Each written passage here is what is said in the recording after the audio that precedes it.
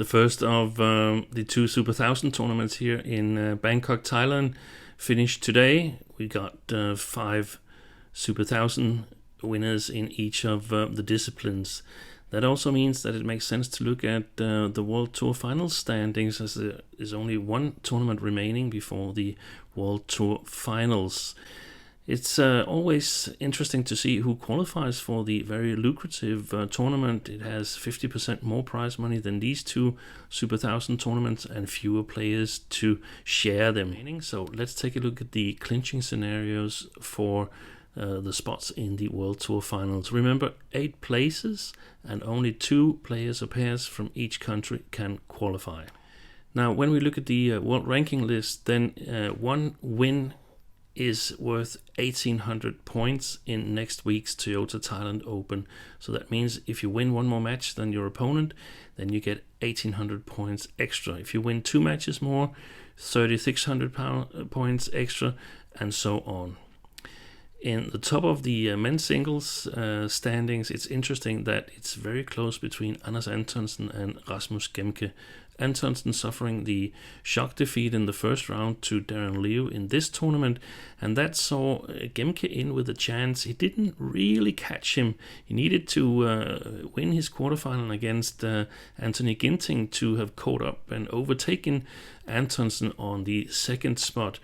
But that means that Gemke, if he goes 1 win better than Antonsen next week, he will be the second Danish qualifier alongside Victor Axelsen.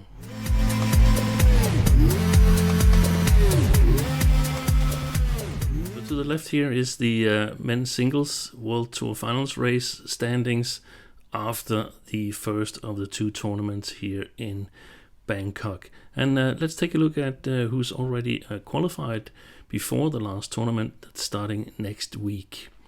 Victor Axelsen has secured his place in the finals. Antonsen or Gemke will qualify, but only one of them can qualify.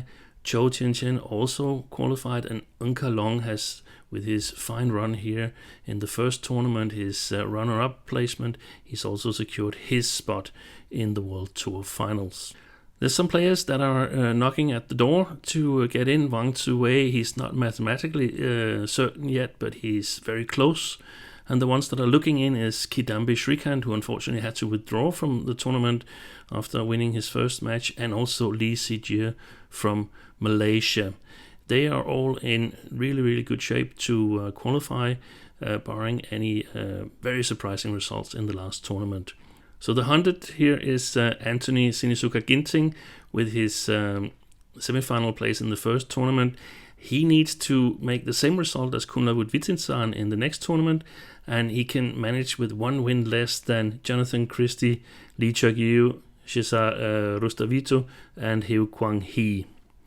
So let's take a look at the chasers, what they need to do to catch up with him. Kunlavut Vitidsarn, the home favorite, he needs to go 1 better than Ginting in the next tournament, and he needs the same results as Jonatan Christie, Cheuk You, RhustaVito, and Heu, because he's already ahead of them in the standings.